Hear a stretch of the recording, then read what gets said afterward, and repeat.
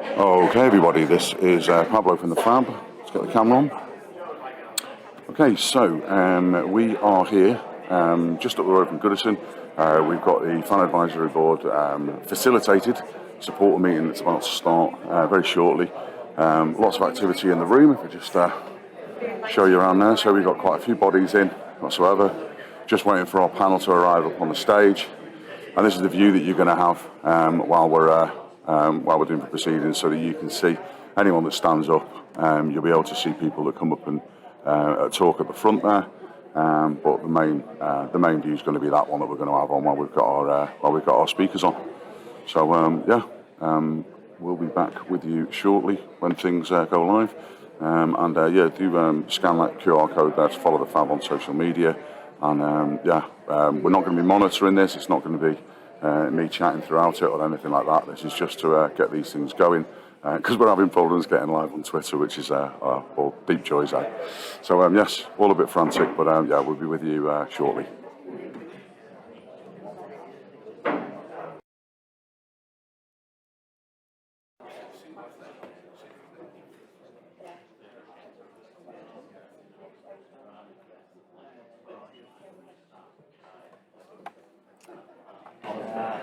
Okay, folks, as you can see, we're just not getting set up now, so we should be ready. Dave's going to start speaking now. Enjoy. How's that look, Julie? Have you got me Ready for your close-up? Got me best. Good morning. Welcome to this magnificent facility. Probably most of us didn't even know existed.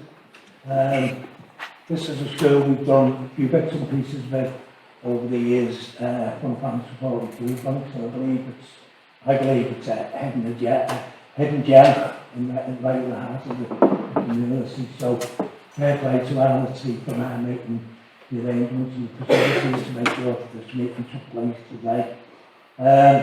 We're trying to get this meeting done as quickly as possible.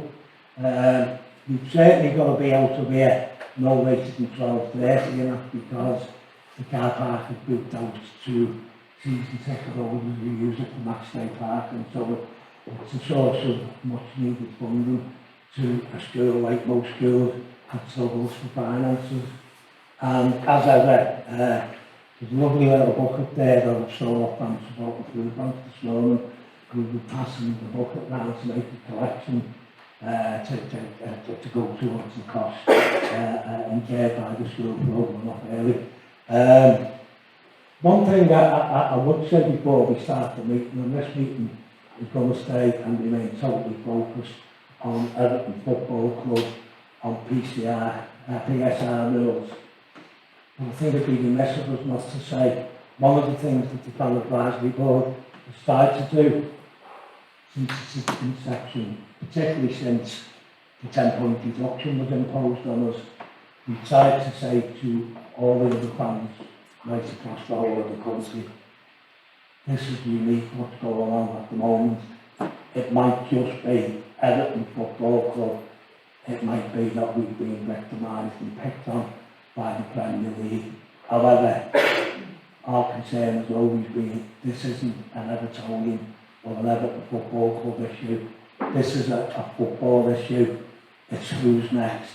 And that was why we decided to call a meeting today, on the basis that there's likely to be other clubs getting embroiled and invited to join the rather exclusive club of one at the moment, and clubs who are going to get investigated.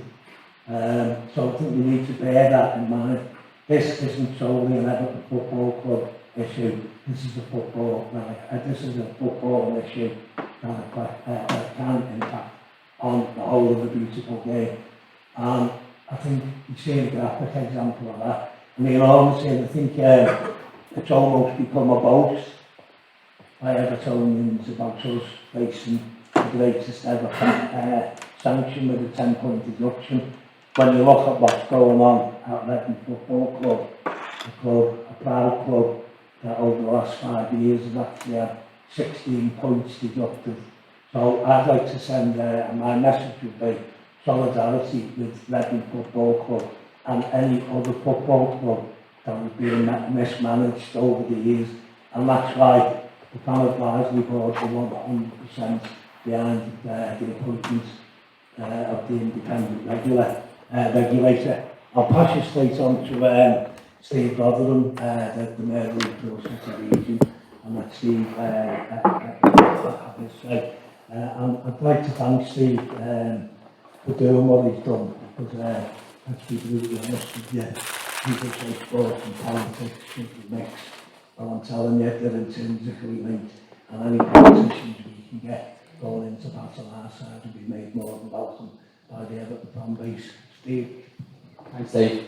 And I think I'm here for two reasons. The first of which is to perhaps dispel a belief by some in this room, but something that's extolled by my good friend Mr. Burnham and his family, that cop-outs are gobshites.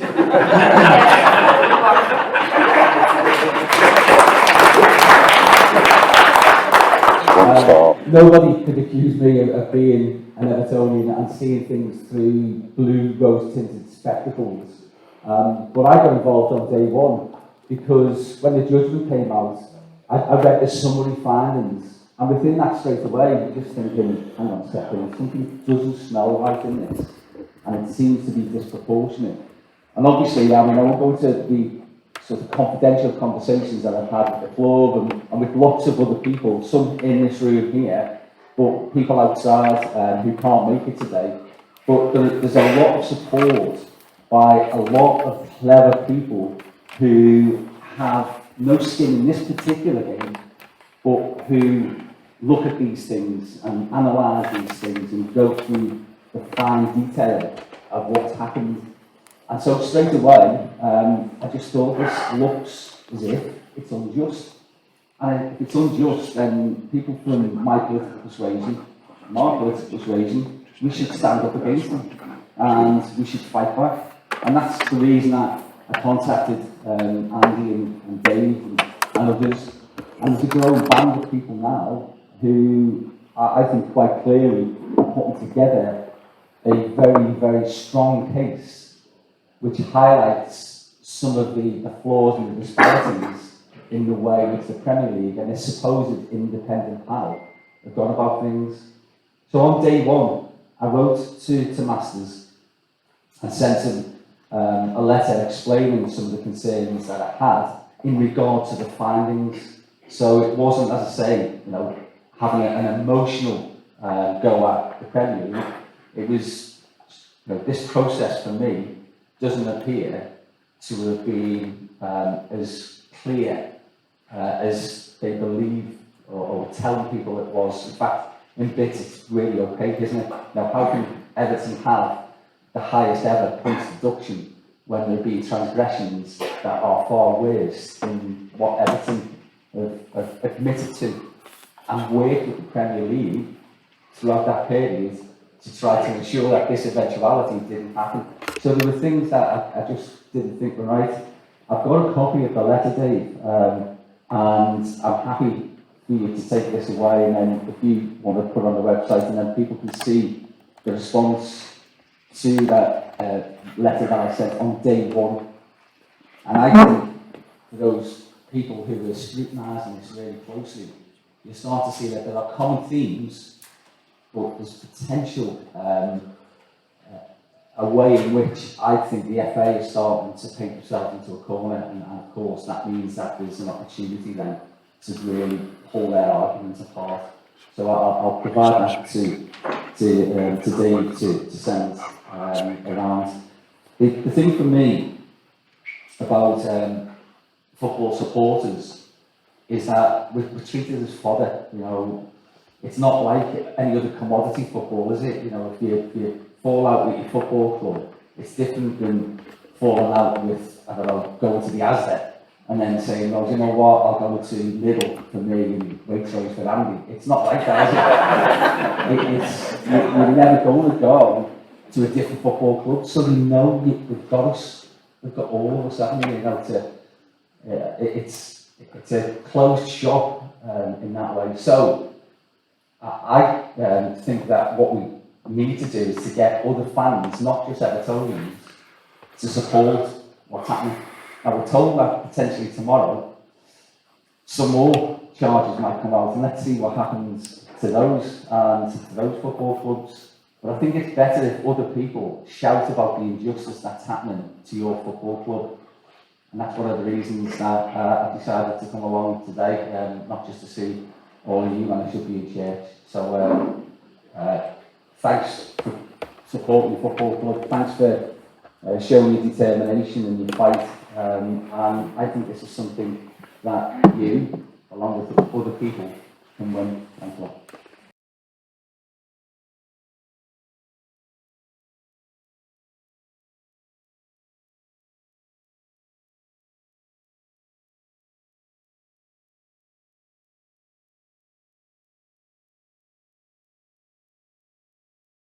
Thanks, Dave, and thanks, Steve, for coming today. I think it is important that you're here, and we appreciate what you've had to say. Most of it, from my part. No, we do appreciate you being here.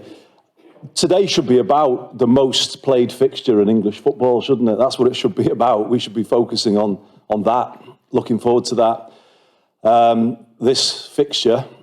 Being played for the second to last time on the grand old stage of Goodison Park. You know, Goodison now should be a kind of place where every match day is like a celebration, isn't it, of everything it means to us and what it's meant to English football. Instead, it's shrouded in protest because of the failure of the governing bodies of the game to regulate it fairly. It's as simple as that. And the way I look at it is, if I look across the game, on and off the pitch, decision-making seems shot to pieces to me, completely shot to pieces. You know, we're spending more time following disciplinary panels and legal processes, aren't we? You know, that's where the things are happening that have a decisive impact on the game, and that's just wrong, isn't it? You know, we're kind of celebrating the signing of KCs. King's Councils rather than players in the January transfer window. I think Sky Sports are going to have like cameras on Chancery Lane, aren't they? Who's going to get this KC to fight their case? Because that's what's going to happen when Steve is right in saying more charges possibly coming tomorrow. Everyone's then going to be kind of getting lawyers, aren't they? And everyone's sort of fighting battles off the pitch. There's I don't know what's going to happen tomorrow.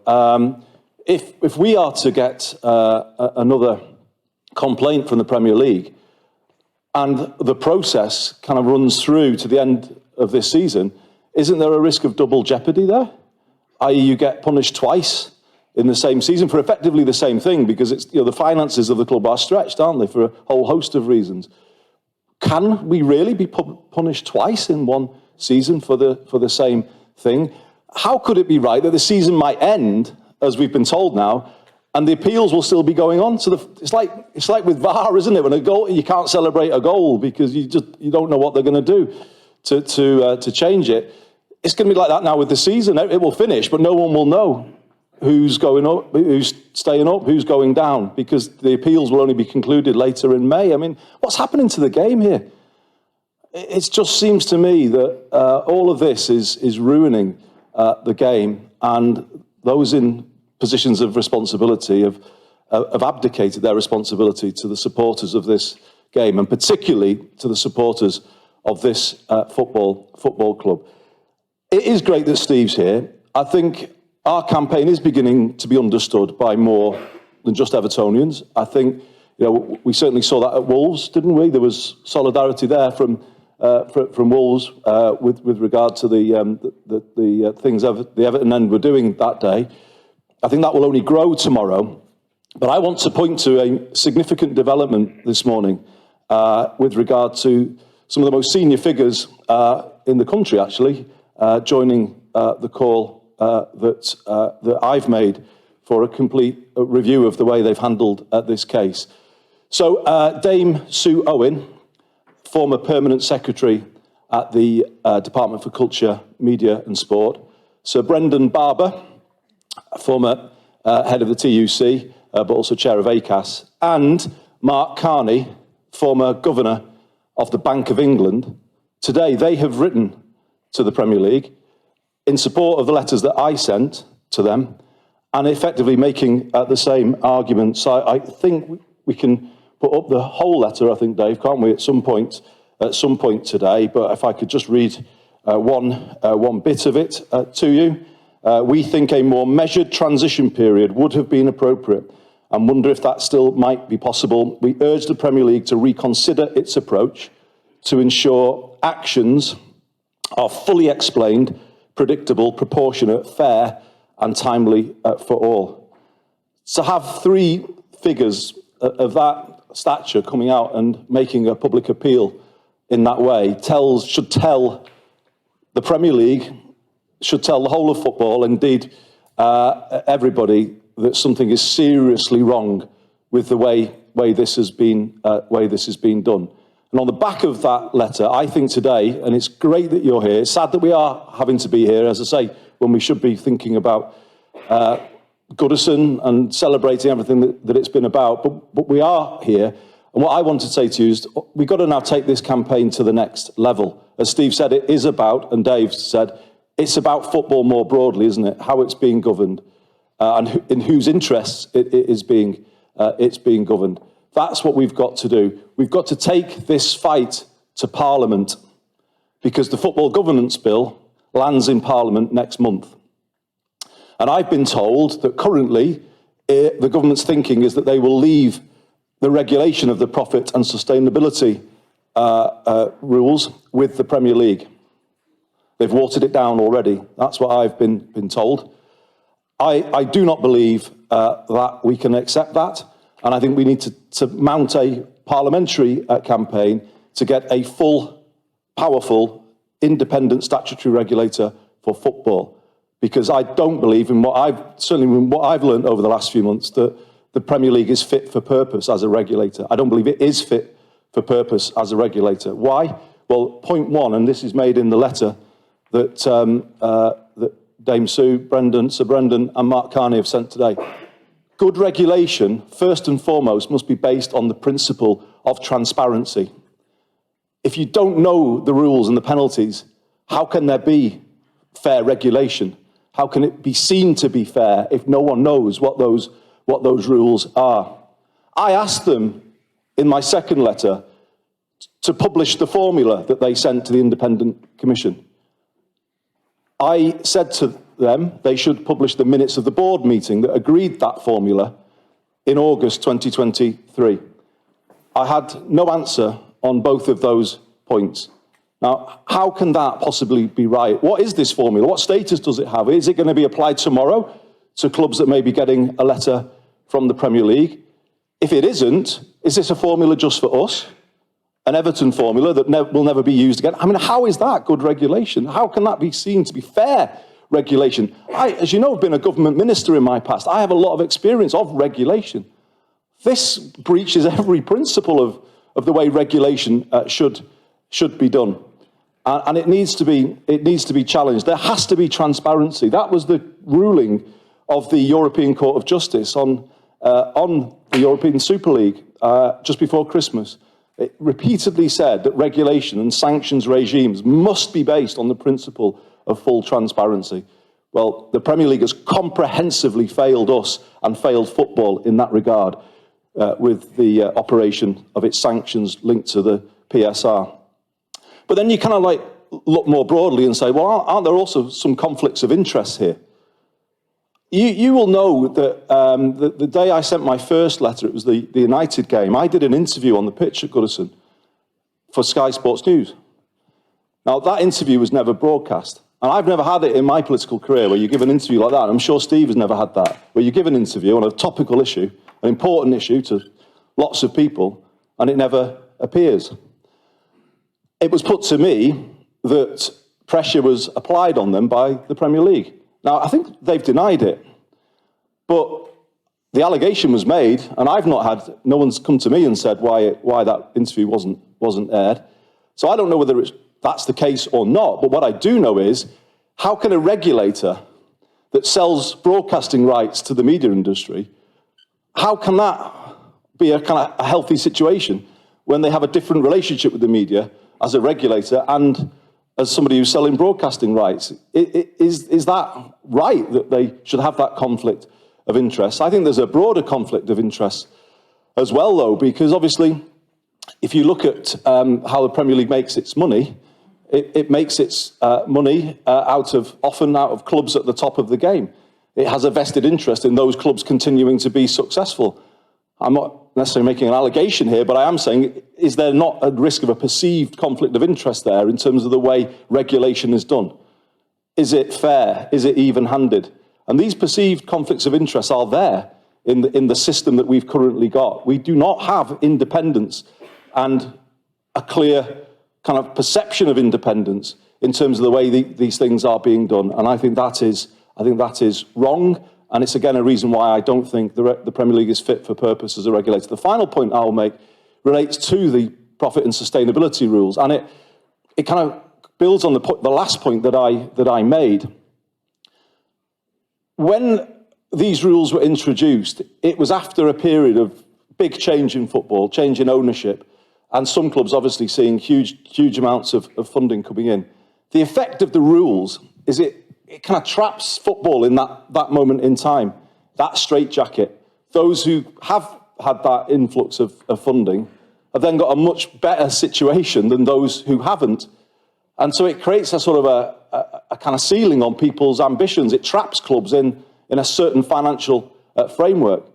And it makes it very hard then for clubs to break out of that and to challenge. And again, this, in my view, starts to sort of unravel everything that's been great about English football.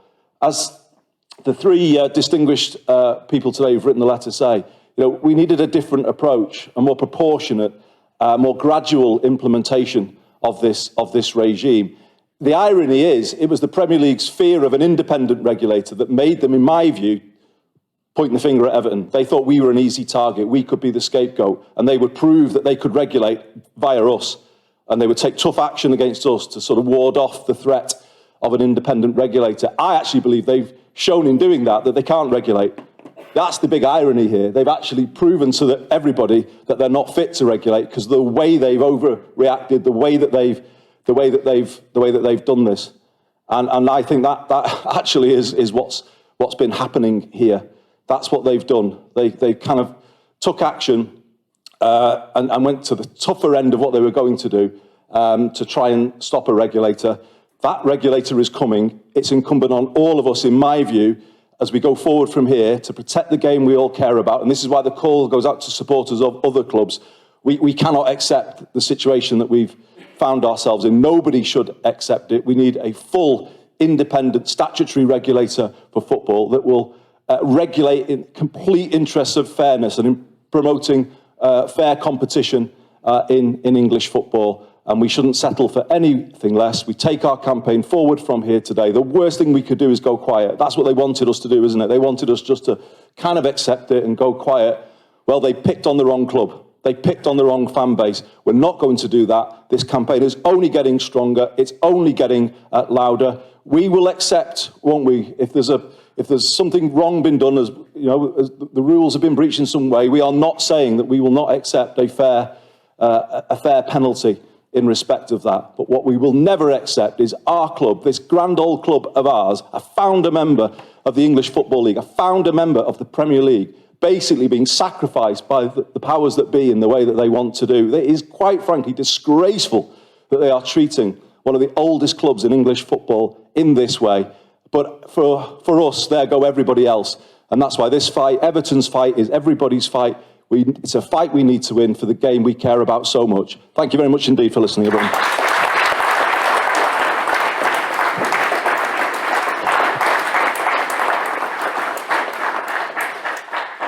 Thanks, Andy. Can I talk, can I? I'm going to play the joker in the pack now and get Casey up because she can talk as well. I wouldn't mind having a talk off with her and try and raise some funds. Before we do, I think it would be a good idea to gauge the feeling of people within this room on the news that Andy's just revealed about Dame Sue Owen, Sir Brendan Barber and Mark Carney signing that letter in support of Everton Football Club and the place that Evertonians currently find them in.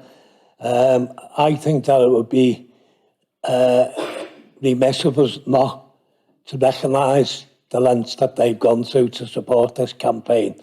And I would suggest that if you're in support of that letter and endorsing the content of that letter, which we will make sure is up online today, that we actually demonstrate that we're supporting what they're saying, because it's what we've already been saying. It's what Andy Burnham's been saying, the 1878, the Fans Forum and Steve Rotheram.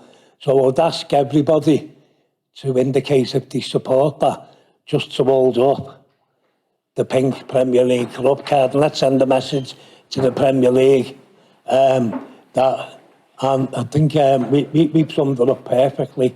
I don't think "we shall not be moved" and "we shall not be silenced" has ever been more appropriate than it is at this moment in time. Can I take that as read that that's unanimous? No one's got one of them snide green ones we don't like. No, that's unanimous. Let's move. Thanks very much. Over to Casey from 1878. Right, everyone. For those of you just wondering why we keep this going, so why there's going to be more cards today, and basically why we do this most games, hopefully this will clear it up for you. It's quite lengthy. Dave said I like speaking. He's right. And he's robbed half of it, though, so I might as well not say. So it feels like we're at a real key point in Premier League history. The current financial rules are being exposed, are being exposed for truly what they are. They're a way to protect the top clubs and prevent true competition. Owning any club outside the top six is now hard work, no matter how much money you have. Just look at how hamstrung Newcastle United are currently. They finished in the Champions League places last season, but financial rules limited their ability to deal in the transfer window and in the transfer market, and now they're struggling, despite being one of the richest clubs, if not the richest club in the world. Aston Villa, who are currently in a title fight, whilst their rivals at the top can essentially do what they like in this January transfer market, Villa will have to be smart and savvy. Ourselves in the past 8 years spent hundreds of millions, albeit most of it very poorly. We can't and we won't deny that. Our club has been very poorly run. We can't and we won't deny that either. We have since been restricted in regards to spending. However, Chelsea, over the last 12 months, have spent £1 billion. £1 billion. How is that fair? How is this a level playing field? The profit and sustainability rules simply aren't worth the paper that they are written on. They aren't there to protect clubs from going under like they'd want you to believe. They're actually there to protect the elite clubs, so they remain exactly that. With government sanctions against Russia and some individuals, this has pulled the plug on our main sponsorships, USM and Megaphone, taking a huge chunk of money away from our new stadium at Bramley Moor Dock. Since this, Everton have received a 10-point deduction for the 19.8 million overspend, and this is essentially because we're using our own cash flow to build our new stadium, whilst having to already work under harder perimeters than the top six. We are trying to improve our club and our city by building a stunning new stadium that will also create thousands of jobs in a city that has had millions of pounds worth of government cuts. Instead of seeking a high interest, possibly unsustainable loan to build this stadium, we self-funded it to try and make sure it was not too much of a burden on the football club for years to come. But instead of being praised for this effort, we've actually been punished. In fact, it's the biggest punishment in Premier League history. Everton Football Club are one of the founder members of the Football League and the Premier League. We are one of the clubs who push for this Premier League to happen. We aren't denying that, and nor are we denying breaching a rule. We can no longer continue to call this the best league in the world. How can we?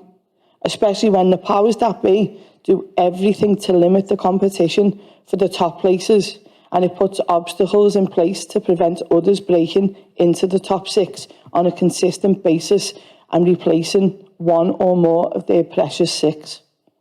The Premier League has only ever been won by 7 different teams since the inception nearly 32 years ago, and 3 of them teams have only won it once. That means essentially over the past 30 years of watching the same 3 or 4 teams win this league over and over again. The money at the top end of football has reached unbelievable heights. The problem is that it means that there is a massive incentive for the competition and top clubs alike to keep that money coming in. They can't really afford years upon years being out of the top 4 and 6 places. But when people are desperate to hold on to money and power, then corruption is sure to follow. Whilst our main argument is against the punishment we have received, now this isn't something that we've wanted to say as a group openly prior to this, but we feel it's really relevant to. So, basically, sorry, I'm a bit lost. How can we not say about this? Because it's very, very relevant. And when you look at the bigger picture, it all fits in. So therefore, we can't help but acknowledge the way VAR treats certain teams outside of the favoured 6. Why is this relevant? It's relevant in terms of how the Sky 6 and so-called elite clubs are treated by the Premier League. Yet there are examples of decisions against top 6 sides, but these are usually when they're playing against each other. Fans of every club will have a dossier of bad decisions against them. We're not playing the victim here, we're simply highlighting the issues that the Premier League has. It's there for the world to see how certain clubs are treated on the pitch and which ones are favoured. But now it's also clear to see to the whole world how certain clubs are treated and favoured off the pitch. The Premier League relies hugely on TV deals to survive. It's actually become a TV show in itself, hasn't it? There are 6 main characters and the rest of us are just extras who make up the cast.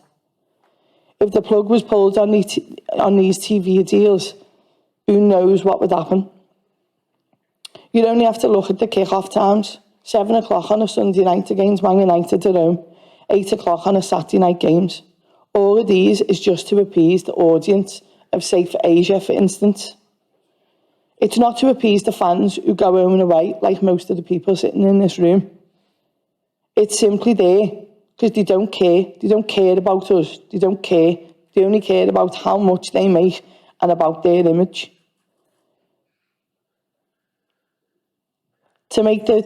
They want to make the game and the whole Premier League as dramatic as possible.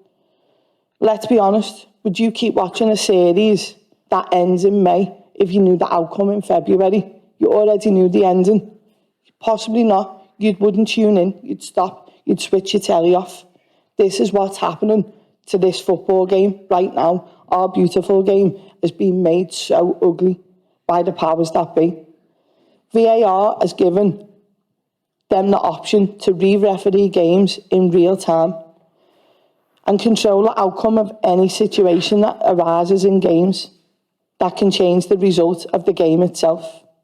Whilst this should have improved the fairness of the sport, it's done the complete opposite. We see more and more strange and incorrect decisions nearly every game. We spend more time speaking about the dire officiating than we do about the game itself. But let's all be honest here, when you've got clowns running the show, you're always going to get a circus, and that's exactly what the Premier League has sadly become.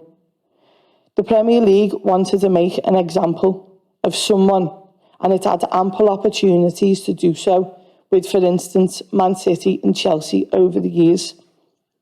But instead, they've let them drag their cases out and waited for a team or a club who was not in their favour to slip up. Little did they know, they picked on the wrong fan base. They picked on Everton to hang out to dry.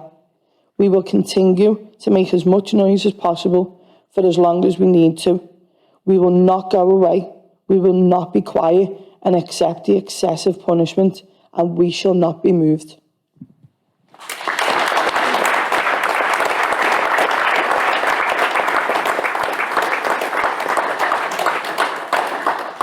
Never come up for oxygen once, Katie, well done. Hand it over to Barry from Fans Forum. I'll sit down as well, I can't be bothered standing up. First off, I never thought in my life I'd follow two future PMs and Katie and Andy in a speech ever. So they've pretty much covered what I was going to cover on behalf of the Fans Forum. Most of you know that the forum in the last week have wrote a letter to follow on what Katie said in terms of like we're not getting decisions or nothing like that. We've wrote to Howard Webb on behalf of obviously ourselves and as users, fans, because we represent you. We've received acknowledgement of Howard Webb that he's going to discuss it with his colleagues, as he says, so whichever clans that they may be. And once they come back to us, we'll share the results. And if we think it needs to go further, we'll be taking it further on your behalf. But in terms of the whole picture, the 10 points, as Katie and Andy have said, none of us are saying we're not guilty. You know, we've held our hands up. We've said, you know, we have broke the rules, but we've explained the mitigating circumstances behind that. And obviously, the Premier League just want to make an example of this football club, which, as Katie and Andy have already said, because they've basically pinched what I was going to say anyway. They've picked on the wrong football club. No other football club would be doing what we're doing today. No one would be sat in a school saying, you know, we're taking this on. I haven't finished yet. No one would be sat in a school on a Sunday morning, taking, you know, discussing what our next options are. And I'm pretty sure Andy will take it to Parliament if that's what you do, by the way, I don't know, I'm sorry. Andy will take it to Parliament. Obviously, myself and Dave, I'll work on behalf of the Fans Forum. Andy, the Fans Forum rep over there on the forum for the FAB, if you need anything, go and speak to him. We'll take it forward on your behalf, because quite simply, we won't be moved. We will not be moved, and we'll fight this until we get the result that we need. Told you I'd keep it dead quick.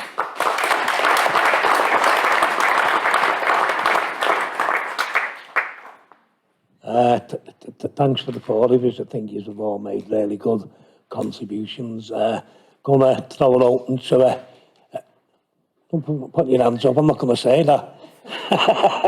Yeah, we're going to throw it open to a Q&A, but I think we need to stay focused. And I was trying to give Pablo the eye to turn the mic off while Barry was speaking, because we don't want to talk about VAR or PGM or Howard Webb or 777 takeover. This meeting has got to remain solely about the 10 points deduction, PSR, and where we go in future with this campaign. Before we do move on to that, I just read this letter out, what was sent by Dan Carden. It's, dear Dave, I'm sorry I can't make it today, but I wanted to send my support. I'm proud that my constituency is the home of Everton Football Club, an institution at the heart of the city's rich sporting history and culture. The EFC Fan Advisory Board has shown incredible commitment to giving a voice to supporters' concerns. This includes fans' campaigns in response to the disproportionate sanction handed to Everton Football Club, which is unprecedented and unfairly punishes supporters, players and coaching staff. Along with other local representatives, I have offered my support to the club and have raised supporters' concerns with the Premier League and in Parliament. I look forward to continue to support the Fan Advisory Board to ensure that supporters are put at the heart of the football. Yours sincerely, Dan Carden. Brian, do you want to come first, seeing as you... Go for it, mate. Yeah. I'll have to move it down a bit. Thanks very much. Is this on? Yeah. Yeah. My name's Brian Kenny. I've been watching Everton home and away since 1962-63, so it's over 60 years now. I think the first thing I'd like to say is particular thanks to Andy and Steve, particularly Steve, because I think Andy would have been coming to this part of the world today anyway. And I think the first thing we all need to take away from today is that we've all got to convince our Evertonian friends that Coppites are not gobshites. Is that right, Steve? Okay, yeah, I just want to pick up on the point. I just want to pick up on the point about this issue not just being about Everton. In fact, it's not just about football, and I think that's vital, that, because it's not just about Everton. I think anybody who's got an interest in what's fair and just in the world should recognise that what's happened here to Everton Football Club is an absolute disgrace. And that's why, as a Labour councillor in Birkenhead, I put a motion forward to the North West Labour Party conference in Blackpool a couple of months ago, seeking support for Everton's appeal against the 10 points. Now, we had a good debate. It wasn't carried unanimously, but it was almost carried unanimously. And people who are not interested in football were saying then it's a disgrace, and they wanted to do what they can to help. So I think it's vital that the three people you've mentioned today, people like that and anybody else, can get on board, because we don't want it just to be seen as a few Everton fans whinging. I think that's vital, and that's the point I wanted to make, Chair. Thank you. Charlie McQuaid.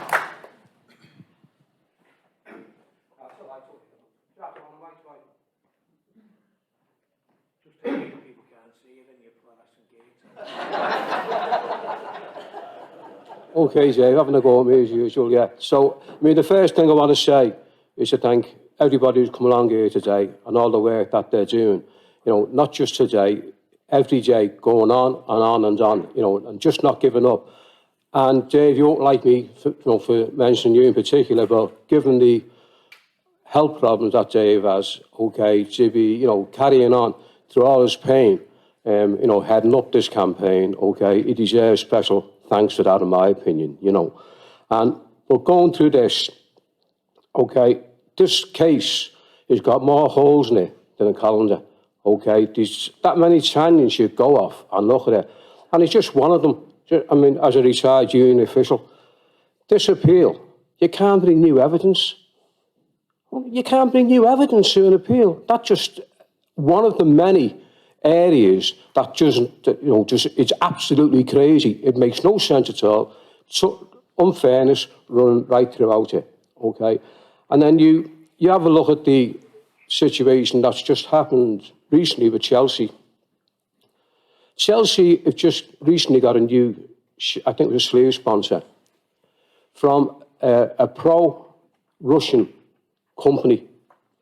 And that's been waved through by the Premier League and the government. Now, Usmanov isn't even a Russian, okay? I mean, once again, why is that waved through? It just doesn't make any sense at all. But these are one of the many things that you can't bring to an appeal hearing, which doesn't make any sense at all in terms of natural justice. But I think the most important thing coming out of this meeting today is when Andy referred to, which won't surprise anybody who's had any dealings with campaigns, with governments, that they're already looking at watering down, okay? And I think the most important thing coming from here today is getting a solid campaign up, put all our energies into there. And as you know, Dave, in the past we've had lots of campaigns, you know, through Parliament, okay, which have proved successful through our union days, okay? And with the guidance, particularly of our two mayors, okay, who've got a bit more savvy in terms of going through governments and that. In my humble opinion, all our energies now needs to be focused on making sure that the people in government and our MPs and various other MPs don't start backtracking and watering it down, because it'll have been a total and utter waste of time, and that's where all our energies need to go now. And Dave, I'll have to dash off on my bike, okay? So I can get dash off on my bike so I can dash back for the match. Okay, so thanks for that, Dave.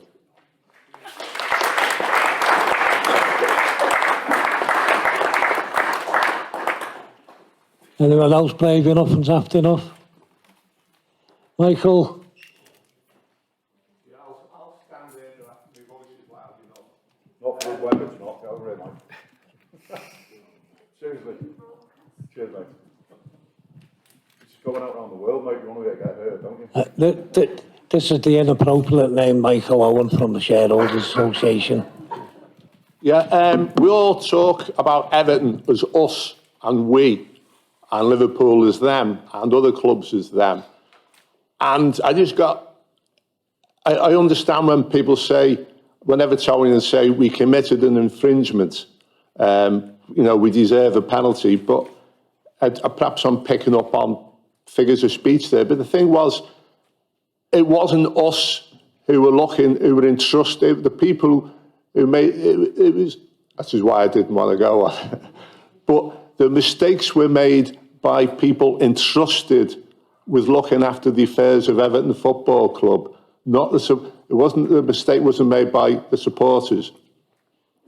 The other point I'd like to make is following on from the issue about transparency.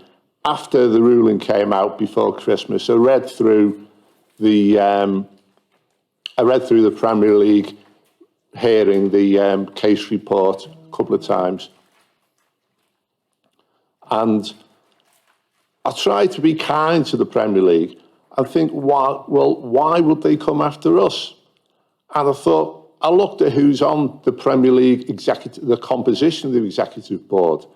You have the chief exec, correct me if I'm wrong, you have a chief executive masters, and then you have a 5-person executive board. And I think you find that executive board has come on the scene relatively recently over the last 2 years or so. And I looked at the backgrounds of all of them and didn't strike me as obviously football-minded people. The polite word they would use would be technocrats.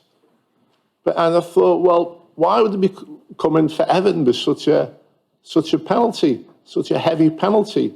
And I possibly thought, well, we've got to tackle this issue of the excess and obscene amounts of money in the Premier League now. And the obvious one is Manchester City. We're going to have to do something about Manchester City. But they thought, well, we've got to get our ducks in a row here. And Everton's a little bit irritating, aren't they?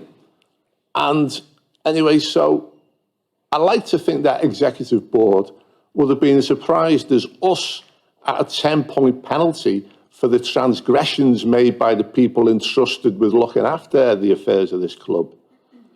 But no, it seems that the appeal, the panel looking at it was sent a memo of some sort suggesting a 10-point penalty. And then the bloke in charge of the appeal comes out with his judgment, 10-point penalty, and gives no reason for it. So this, goes to the very point of transparency. It's hard to fathom out. And we had the protests before Christmas, and I came to the meeting thinking that it'd be good if we could have some fresh ideas to keep the campaign going. And so I'm absolutely delighted to hear of the letter coming from 3 high-profile people who will be well respected by the technocrats on the Premier League Executive Board, and the particular one being Mark Carney, former Governor of the Bank of England. So that's great work if that was you, Andy, or whoever it was. And I just think we've got to keep on coming up with more ideas and keep on supporting the Blues. Thank you. Cheers, Michael. Cheers. Thanks, everyone, for those questions. Some really good points made there. I just want to say a little bit more about the idea of taking this fight to Parliament, because it is about broadening it now, isn't it, and increasing its impact. Stephen, you'll work with me on that, won't you? Because we've got this select committee hearing tomorrow. I will write to the members of the select committee today with the letter from the 3, as you say, very distinguished, high-profile people. And we need to see that start tomorrow, really, that debate about this whole question of Everton's treatment. But then as it kind of goes into a wider consideration of fairness in football, fair regulation in football, as I say, it's clear to me, having lived through this and kind of seen some of the things I've seen and heard over the last month or so, that there is a conflict of interest at the heart of the Premier League. It has two, doesn't it? It has that conflict of interest with the media, which I mentioned, you know, and whether it's real or not, whether they did actually stop my interview or not, or tried to, it doesn't, in some ways, it's the perception of that possibility that they can put pressure on because they're selling media rights. That's a problem, and it kind of compromises the kind of sense of them as a fair regulator. But it's that second thing as well around, obviously, you know, there's a relationship they have with the top six, and that again is can they fairly regulate, or can they be perceived to be a fair regulator with all of this in terms of those conflicts of interest? Well, I don't think so, and for the reasons everybody gave, we must make the football regulator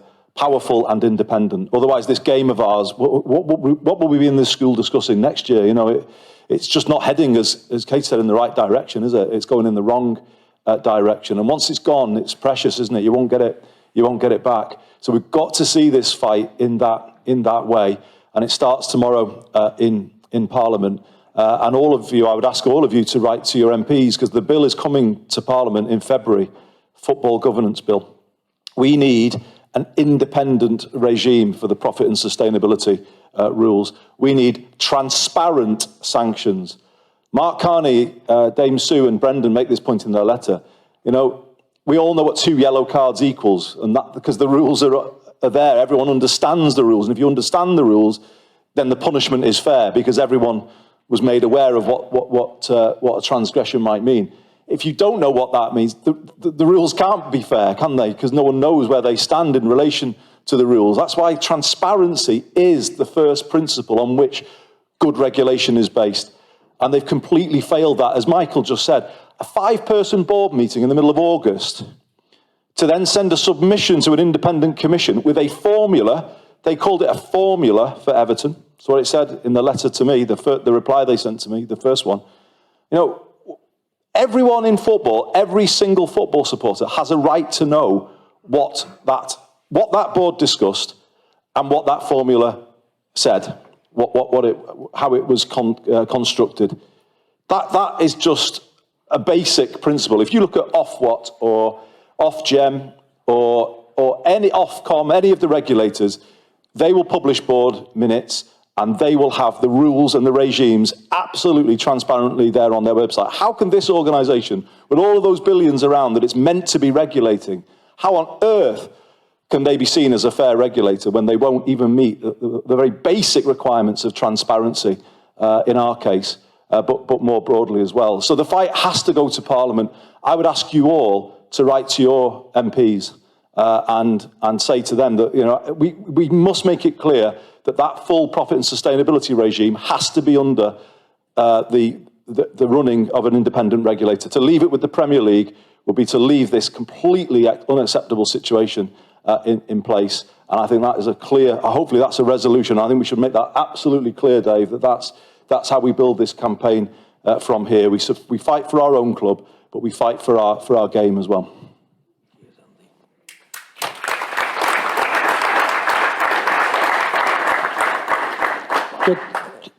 Just on that one, Andy, and I think it's probably really important to raise this now, and I'm going to abuse the chair and I'm going to ask a question.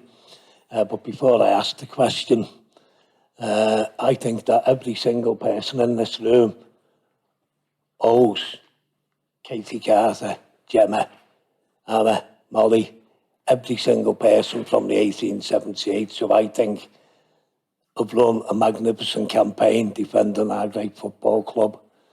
And it's all well and good, and lots of people will always talk about we need to do this in the campaign, we need to do the other in the campaign. Unfortunately, campaigns cost money. And I don't know what the state of play is with regards to the finances of 1878. Now, it comes as very little or no surprise when the 1878 asked and got £40,000 donated by Evertonians. This campaign is going to be a long-running campaign. we've got to rely on the people who've got us to where we are today. This campaign is growing momentum. More and more people are getting on board. More and more people can actually see how unjust and unfair it is.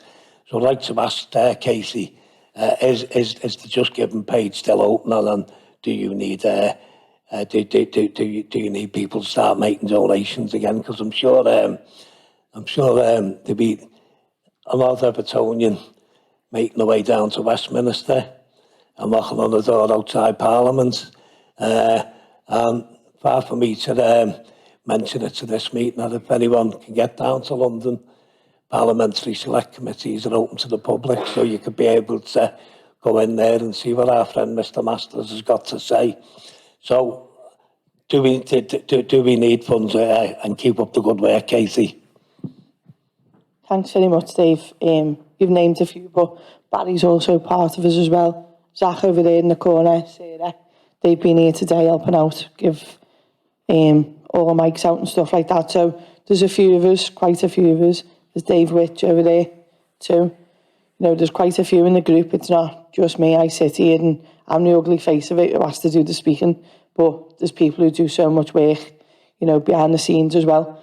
In terms of the GoFundMe, we put a tweet out the other day.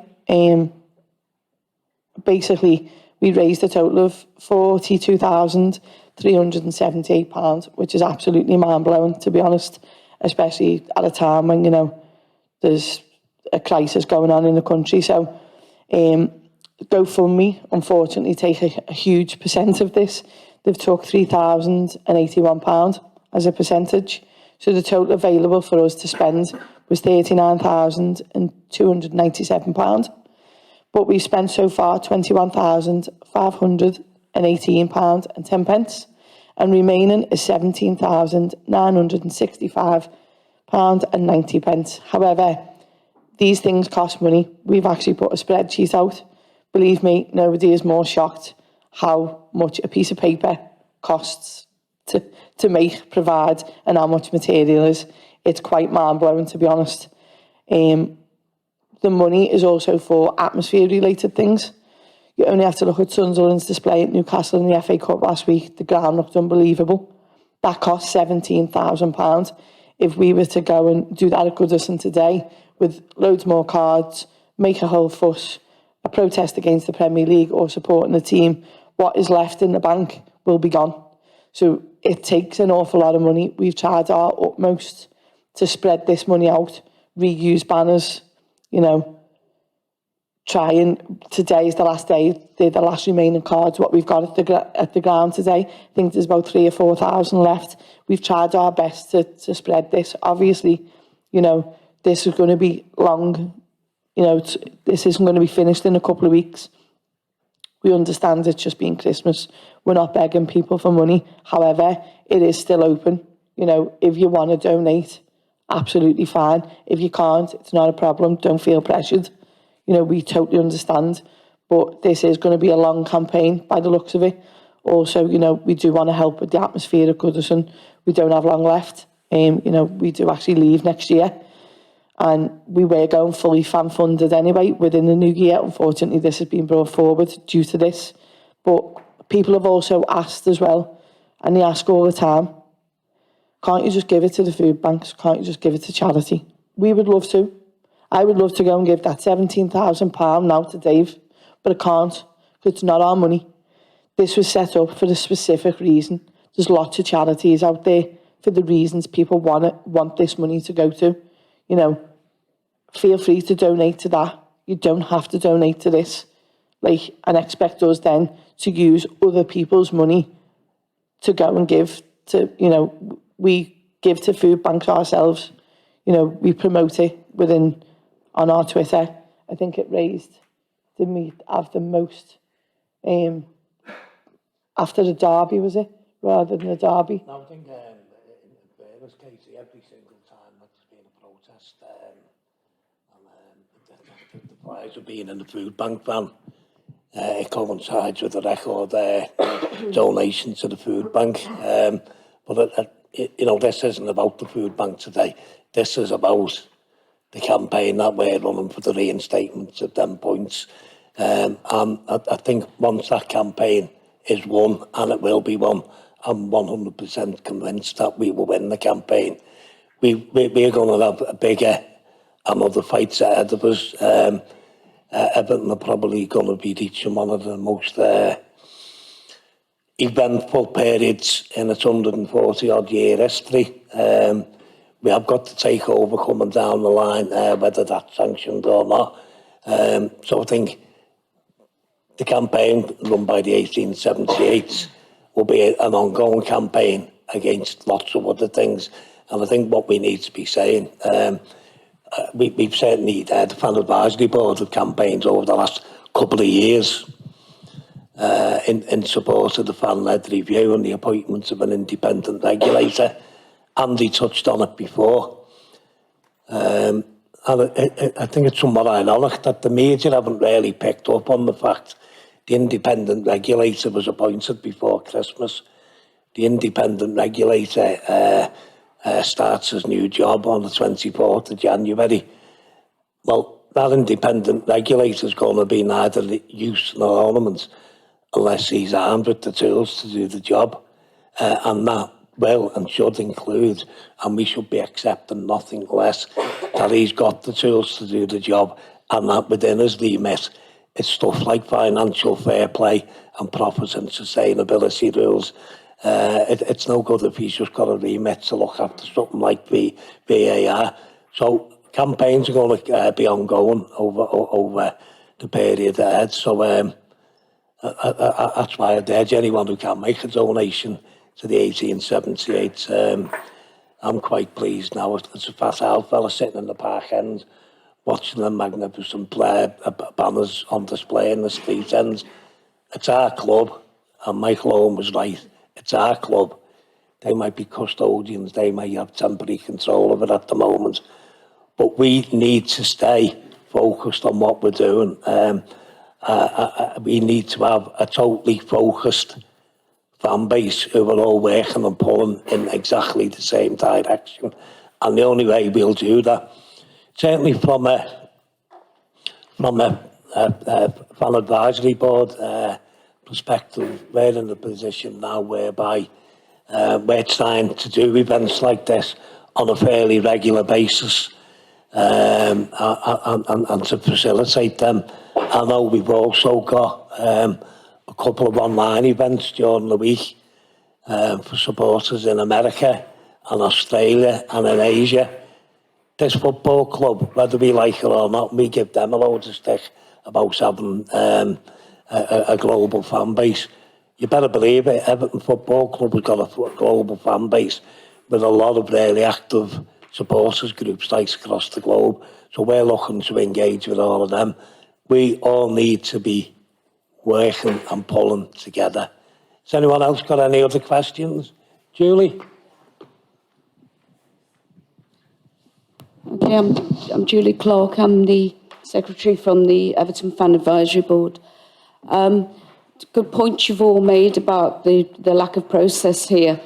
And I just want everybody to know that the Fan Advisory Board have been engaged. We're actively engaged. We've been to Parliament. Members have been to the Premier League headquarters.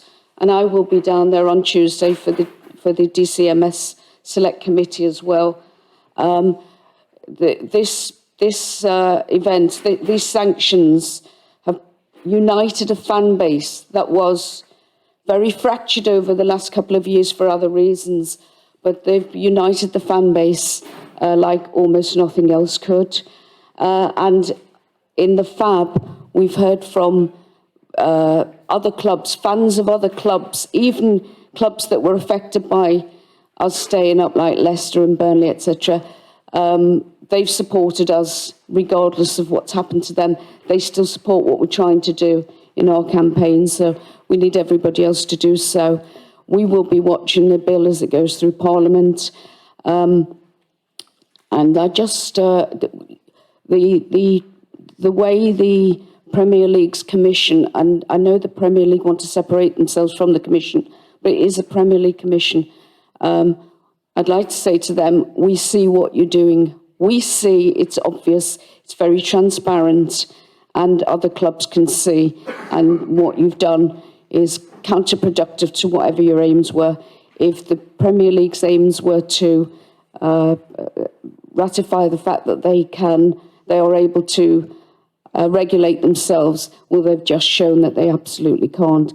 And does the panel up there think that the fans' voice must be heard in the appeal? Thank you. Thanks for that, Julie. I think just on that, as you're fully aware, that the Fan Advisory Board have been working over the last couple of weeks with regards to preparing the statements that hopefully will be submitted to the panel. I think I said that it was a work in progress on Friday, and we had quite a heated debate about whether it was or it wasn't a work in progress. And it's probably not a work in progress. It's actually being completed, other than the people that we've been getting legal advice off are currently looking at the documents and looking to cross the T's and dot the I's. So that's something else that will be available and in the public domain within the next couple of days. Anyone else?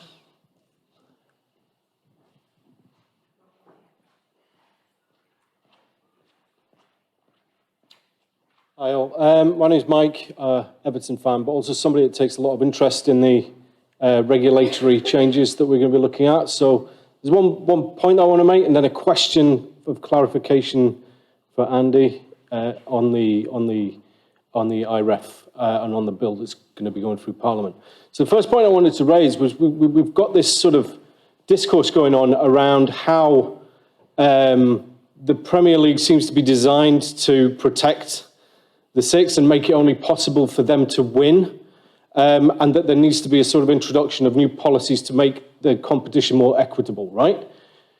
The issue is that if you look at a lot of the research over the last 10, 20 years, this discussion's been going on for at least 20 years since the Premier League was founded, because of the way that we have an open league and pyramid system in this country. And the only time we ever see any of these sort of spending caps, hard spending caps, or anything like drafts coming in to make competition more fair is when you actually close that league, when you end up with something like the NFL. Now, the debate that we've got, and the debate that seems to be taking place, is that it's kind of putting all the anger towards the top six, in that they are the only ones who can possibly win the league. But in actual fact, and I'm sure as Steve will probably argue, the top six are not guaranteed to win the league, are they? Leicester already proved that. But what it absolutely does do is it makes it almost impossible for them to be relegated. And in this system that we've got in this country, and throughout European football, this is absolutely the feature. And what will happen is the more and more money that is available for promotion and through qualification for Europe, the more unfair it is going to get. That is just the logic of the system. So that's the point I want to make, is we need to drive home this point in order to build some solidarity with the other teams in the Premier League, with the other 14, and also to fans of the top six. So, we mentioned, I think Katie mentioned Man United, who are in a terrible situation with the Glazers as well. Is we need to emphasise that point, that it makes it unfair. It's effectively already what they're after, which is a Super League. They cannot be removed from it through competition. So this is a key point. The question that I wanted to ask Andy is, you mentioned that in February this bill is going to come to Parliament, is going to be debated. The clarification I wanted to ask you is about the urgency of this, because this is not going to go on forever. I understand the bill has cross-party support, and with an election coming up, my understanding is that that will be passed through before the election. So we are going to end up with an independent regulator probably before the end of this year. So what is the urgency of getting this debate up in the public eye? I just wanted to ask your expertise on that. Thank you. Thanks very much. I mean, there are no guarantees, as both Steve and I know, when it comes to legislation and the time, the timetable for it. But if it is introduced into Parliament in February, and if we have an autumn general election, so there's two big ifs there, but if those both are going to happen, I think it's perfectly possible that the bill would be through by the summer recess, and therefore on the statute book before the election. But I think what I would say is stay vigilant. The Premier League have lobbied hard against an independent regulator, very hard. And I do believe what they're doing to us is linked to that campaign. And so I think we need to both make sure that bill progresses through Parliament so that it gets through before any general election. But if something is to disrupt that, we need commitments from the parties at the general election that they will bring that bill back in the new Parliament straight away. So the great thing, of course, is that the Premier League doesn't hold all the cards here now. Their whole world is going to go right into the public domain, isn't it? And I think MPs, they should be saying now, publish the minutes of the board meeting, publish the formula that you've used in relation to Everton, because Parliament is going to debate and we need to see these things. That's what they should be saying to Mr Masters when he goes to the Select Committee. Publish them now, because Parliament's going to have to take a view on all these things, and we can't do it in the dark. Parliament should be requiring that data to be submitted. I'll be making that point in my letter to the members of the Select Committee.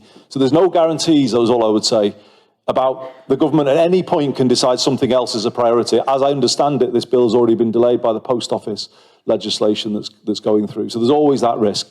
But as it stands, given the cross-party support, because that speeds things up when there is cross-party support, this bill should be, I would say, Steve, I don't know if you disagree, should be through by the summer recess if it's introduced in February.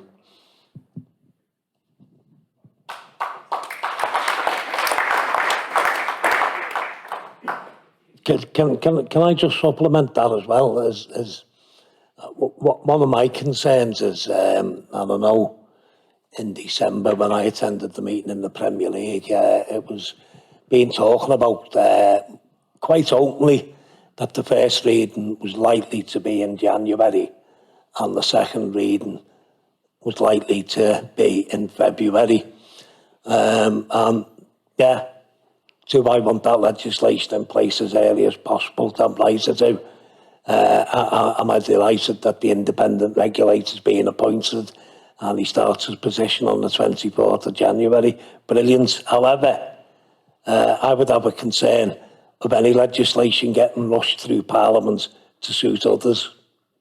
And that would be my biggest fear, because it's pointless appointing an independent regulator to govern football, because football can't govern itself when the independent regulator isn't actually given the tools to do the job. And that needs to be our concern. It'll be very interesting to see what Masters has to say on Tuesday at the Select Committee. Sorry, just in terms of obviously the protests being ongoing, we're asking fans for ideas. There's a few of us in the room today. But we've got to go and leave at 12:30 to give the cards out outside the family enclosure. So if anybody's on Twitter, then you can drop us a DM, or if you can go over and speak to one of us, like now, whilst Zach's here, Gemma, obviously Barry's up here with me, so we can't. But we need ideas, you know, any fresh ideas, anything, even if it's a simple message, even if Steve and Andy think there's something that's good that we could do to even put on a banner. Anything that is, you know, within the restrictions of what we're allowed to do. We need ideas, you know. We can't just sit there all the time and think for ourselves. People have come up with really good ones that we've put into play, but we need more. You know, we don't want this to become like quite boring and fizzle out. We are quite shocked with the card situation now. Everyone's on board with this. I thought it'd die after about 2 or 3 games, but it actually didn't. You get people asking you, are the cards out today? Like they want them. So that's something that we'll probably look for in the future again. But any other ideas, please, any messages on a banner that you think is quite relevant, but, you know, don't swear, can't be offensive, etc. We were actually told that we couldn't take the Master of Corruption one in. We're not allowed to take it at any game. It's been in every game since, and we'll continue to take that. So whatever they say, it doesn't really matter. We were told we couldn't take the cards in at Burnley. the whole NZ cards at Burnley. So when we will continue to do that, there's ways and means, do you know what I mean? So within, obviously, being respectful, but if I could make a master of corruption one to fill a whole Gladys Street, I'd make that tomorrow, regardless whether they want it or they don't. So unfortunately, these things, you know, we're going to go about our own little way, because it seems like they're doing exactly the same, so why can't we? So please, any ideas that you have got, please DM us onto the Twitter account, speak to one of us, or if you know anybody personally, just drop us a message. It would be really helpful. Thank you.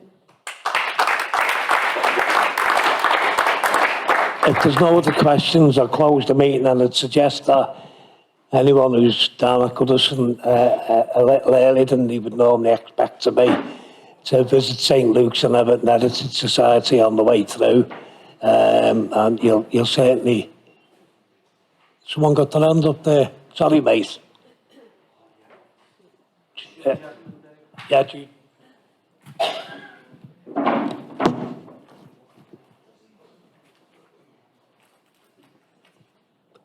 Hiya, Bill Watson up at Gladys. I go back to the days of Dave Hicks, and I'm just hanging on now for Bramley Moore. I'd just like to thank the Fan Advisory Board, 1878, and the two mayors, and everyone else we don't see for all the time and effort they put in. What strikes me about the 10-point penalty is, when the Sly Six, you know, the breakaway club, tried to form the breakaway European League, were punished. It was a financial penalty, and the Premier League said it would be unfair to punish the fans, so they fined them a relatively small amount as well. Well, that seems to be forgotten about to us. But what I would ask is, in relation to writing to MPs, do you think either FAB or 1878, or maybe a combination, could produce some kind of pro forma that fans could just put their names on it and send off? I think that would be okay. To be honest with you, we've done that pro forma for when the early day motion. Right, okay. People to write to the MPs, and I think it's going to be critical to everything that happens moving forward. I think one of the things that shocked the Premier League more than anything else was us managing to get an early day motion into Parliament within 48 hours of that being made. And clearly, the way forward with this campaign, if we need to go down the classic route, because they don't want us to, so that's all it needs to be. So you're absolutely spot on, and I think we should all be contacting our local MPs and asking them to become more vocal and more simple support. Okay, thanks.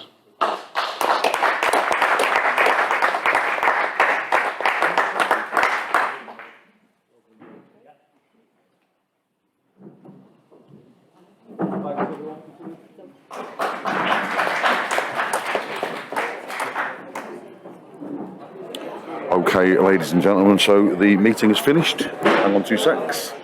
Anyone that's still tuned in to us? So yeah, hopefully this stream all went okay. We've had a few little glitches with the Twitter space, but hopefully you managed to get, and the audio was a bit crap on this to start off with, I know, so we've moved the microphones around a little bit. Obviously, we are a very small little organisation. I am the techie whiz, apparently. There's only me doing all of this, so hopefully we've managed to get it out to you around the world. Hopefully you've managed to hear our guest speakers clearly, Andy Burnham, Steve Rotheram, and the other members on the panel there, and obviously we've had the Evertonians having a say here as well. So thanks very much for those of you that tuned in. There will be making bits and bobs of this available, I'm sure, but yeah, keep an eye on the socials. We've got the QR code there to scan in. So just make sure that you're following us everywhere, and we'll keep you updated with everything that we're doing. All right, cheers all.